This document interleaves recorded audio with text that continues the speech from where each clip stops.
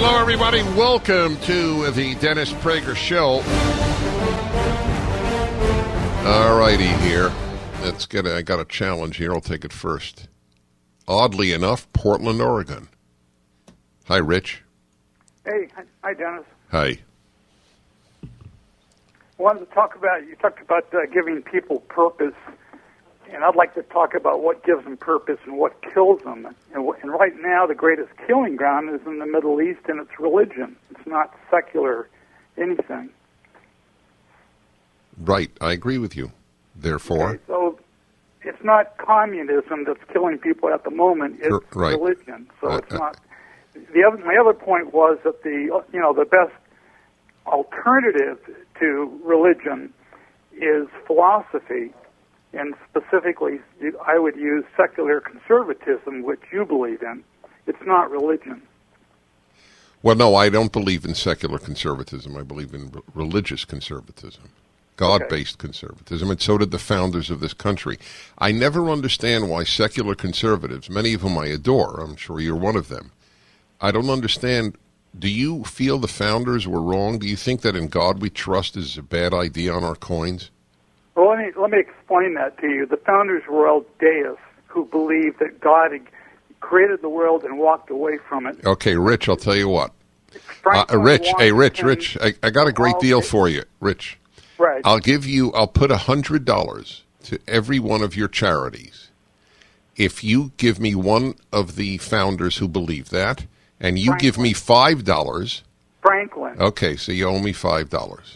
Jefferson. You owe me $10. Washington. You owe me $15. They were all... You're wrong. It's not a matter of opinion. I feel bad. Rich, you're just wrong. You went to college and you learned... It's not true, Rich. I read... Rich, I quoted on the air. I just had the author of a new book on Franklin. Do you know that Franklin wrote in his autobiography, and I don't expect that you read it, but I did. Did you know that he wrote, I believe in a God who is providential, who acts in human affairs and judges everyone? Is that a shock to you? No. So you just said that he was a deist who believed that God stopped intervening after creation. He didn't say he was a Christian. Yeah, you changed the topic, Rich. That's dishonest. Okay, I'm letting you go. Okay, you can't do that trick with me. You said he was a deist. Now you said he's not a Christian. Okay? One has nothing to do with the other. I didn't say he was a Christian. I said you were 100% wrong in saying he was a deist who believed that God stopped intervening after creation. There isn't a single founder other than Tom Paine, if you want to call him a founder, who believed that. Not one. Every single one believed in an intervening God in human affairs, God who is the root of values, root of human rights, and who judged us after we die. Which, by the way, is exactly what I believe, and I call myself religious.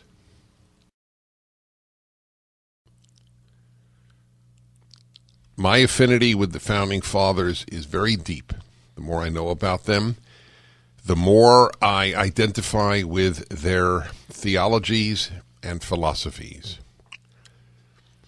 So this is from a book, The Faiths of the Founding Fathers. I believe that is the name of the book. I'm just finishing it. I often read books and don't even know their names. I just read the book. Anyway, it's published by Oxford, and the man has no axe to grind. It's very clear. He's trying as best as he can to call it as he sees it. Anyway, listen to this. 5 weeks before his death, when he received an inquiry about his religious beliefs from a Congregationalist minister who was president of Yale College, Franklin replied, "Here is my creed. I believe in one God, creator of the universe, that he governs the world by his providence, that he ought to be worshipped, that the most acceptable service we can render to him is doing good to his other children, that the soul of man is immortal and will be treated with justice in another life, respecting its conduct in this. These I take to be the fundamental principles of all sound religion. That's my man. That's what I believe. I want to add one other point before I take your calls. 1-8 776. And, oh, you mean one other point? That was cute. It was dark humor on the part of Triple G. Want to add one other point that is very important here. It is often said, because this is what people are taught at school, that the founders were largely deists.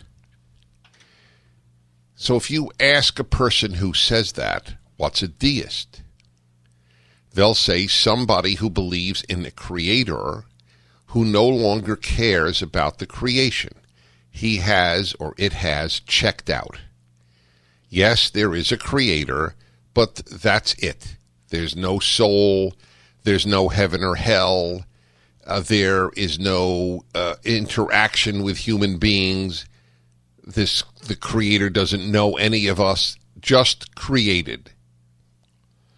That's what people think deists were. But that's not true. Benjamin Franklin is called a deist, yet look at what he believes. Again, here is my creed. I believe in one God, creator of the universe, that he governs the world by his providence, that he ought to be worshipped, that the most acceptable service we can render to him is doing good to his other children, that is, to our fellow human beings, that the soul of man is immortal and will be treated with justice in another life, respecting its conduct in this. You will be judged after death by your behavior on this earth. Everything he believes, for whatever it's worth, is exactly what I believe.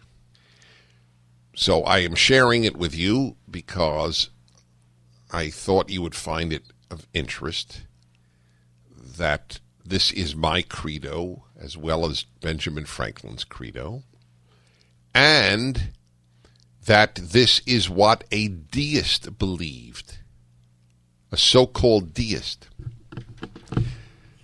The only way in which he was not orthodox, small o, was that he did not affirm the Christian Trinity. He did believe Jesus was the greatest moral teacher. That was in another statement that he made. He didn't believe in the Trinity. Okay, so it's true. So he's not an Orthodox Christian. That is correct. But to say that he is a deist, or that any of these founders, who all would have said the exact same thing, it's so far from true that you can only ascribe it to the agenda of people to undo the need for faith in God, or to undo the belief, the knowledge, the certitude that America was founded by deeply religious people. This is a deeply religious text. Did you know that this is what Benjamin Franklin believed? And I use Benjamin Franklin as interchangeable with many of the other founders because people don't realize the depth of their religious convictions, even if it was not attached to specifically to Christian theological doctrine, but it was biblically rooted. The only atheist among the founders that I could figure out, if indeed he was an atheist, I'm not sure, is Tom Paine. That's it. The rest of them were deeply religious. Some were committed Christians via the definition of normative Christianity, of faith in the Trinity, but many were Christians without the Trinity, if you could even say that term. Maybe if Christians find that intellectually offensive, I respect that. I'm just trying to offer a broader space to include people within that category.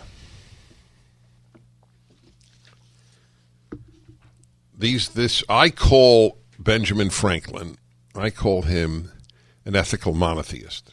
And for those of you who have been listening to my show for any length of time, you know that is my deepest conviction, ethical monotheism.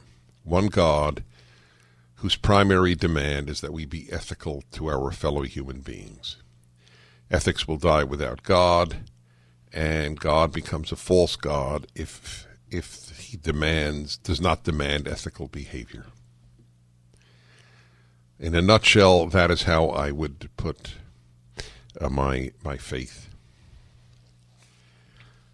This is quite a statement, and I wonder how many people, I really do, how many people who even think about these matters, if you ask them, did Benjamin Franklin believe that people were judged after they die? I'll bet most people would say no. Just Orthodox Christians or Jews might believe that. But he did, and this is what he said. I have read to you the credo of Benjamin Franklin, who was considered a deist, and I want you to understand you've been fooled your whole life, if this is of any interest to you, and it should be, being told that the founders, they weren't Christian, they were deists, as if the only alternative was no belief in a God who took interest in his humans, because the deism that they're talking about when they say, they're deists, is little more than atheism. It's a God who created the world and then didn't give a damn about his creations. But he believes in one God, the creator of the universe, governs the world. I mean, that God is active in human affairs, that he ought to be worshipped, right? Is that something a deist would say today? And the most acceptable service we can render to him is to do good to other children. That's what I believe. The holy God is made holy through righteousness, from Isaiah. Oh man, has God not told you all he wants from you? That is to act justly, love mercy, and walk humbly with your God. All right? It couldn't be more clear. That's from Micah. Then the soul of man is immortal and will be treated with justice in another life, respecting its conduct in this. How you behave will determine your post-life fate, because there is ultimate justice in this world. That's the ultimate issue, ultimate justice, because I've been misled my whole life, either intentionally or non-intentionally, and I don't know which is worse, that the scholars... Is it worse that a scholar misleads you intentionally or is so ignorant of his own subject that it's not intentional? I don't know. I don't know what the answer is, but that's what's happened. Deism is thought to have been the belief that there is a creator and the creator has no more interest in his creation or its creation. But that's not what deism was. Deism was essentially ethical monotheism. It was all the beliefs without the specific Trinitarian belief of Christianity, which hardly makes you an atheist or a deist. Not all the founders were Christians in the sense of affirming the basic Christian theological affirmation of the Trinity. That's true. But they were biblically based religious men and women, but mostly men, because the women were more likely to be Christian in the Orthodox sense of the word. And this is an amazing creed, this creed of Benjamin Franklin. He and I are believers in the same thing. One God, creator, governs the world, should be worshipped. Most important thing we could do to be of service to him is to do good to others. The soul of man is immortal, and it's going to be judged for its behavior after we die. That's what he believes. That's what I believe.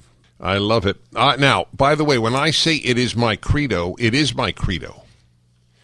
That is the essence of my credo. However, I believe more than that credo. Just as Christians believe more, a Jew would believe more, So I understand that.